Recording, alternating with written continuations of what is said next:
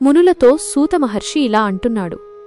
మునులారా, విష్ణువు యొక్క ఉపదేశానుసారంగా నారద మహర్షి భూలోకంలో గల శైవ క్షేత్రాలన్నింటినీ ప్రీతితో సందర్శిస్తూ ఆ క్షేత్ర మహిమనను విని పరవశిస్తూ గానం చేస్తూ కాశీనగరానికి వచ్చి చేరాడు. దివ్యజ్ఞాని అయిన నారదుడు భూలోకంలో శివక్షేత్ర దర్శనం చేస్తున్నాడని విని ఆ రుద్రానుయాయులైన బ్రాహ్మణులిద్దరూ కాశీక్షేత్రంలో నారదుని కలిశారు.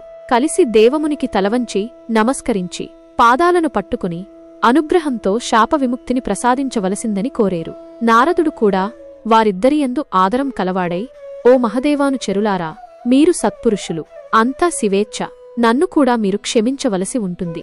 నా శాపమిలా ఫలిస్తుంది. మీరొక ముని శ్రేష్ఠుని బిడ్డలై పుట్టి బలశౌర్య ప్రతాప యశోవిరాజితులై రాక్షస ప్రభువులవుతారు. శివభక్తులై విష్ణువు చేతిలో హతులవుతారు. తిరిగి మీ లోకాన్ని చేరుకుంటారు అని శాపమోక్షాన్ని అనుగ్రహించాడు.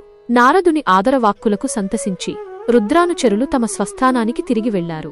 నారదుడు కూడా కాశీనగరంలో అన్ని స్థలాలను సందర్శించి గంగాతీర స్నానఘట్టాలలో తీర్థస్నానం చేసి విశ్వేశ్వరుని సందర్శించి నోరార కీర్తించి పరమానందంతో శివతత్వాన్ని తెలియ గోరి బ్రహ్మలోకాన్ని చేరుకున్నాడు. బ్రహ్మను దర్శించి స్తుతించి శివతత్వాన్ని గూర్చి ఇలా అడిగాడు.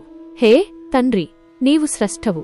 నేను గతంలో నీ అనుగ్రహంతో విష్ణుకథలను విన్నాను. ఇప్పుడు శివగాథలను, శివతత్వాన్ని గూర్చి చెప్పండి. శివుడు సగుణుడు, నిర్గుణుడు ఎలా అయ్యాడు? సృష్టి, స్థితి, ప్రళయకాలములయందు ఆయన లీలా విలాసం ఎలా ఉంటుంది? ఆయనెలా ప్రసన్నుడవుతాడు? ఆయనే ఫలాలనిస్తాడు? త్రిమూర్తుల పుట్టుకను, ఉమ యొక్క ఆవిర్భావాన్ని, వివాహగాథను, గార్హస్య జీవితాన్ని, ఇతర గాథలను చెప్పండి.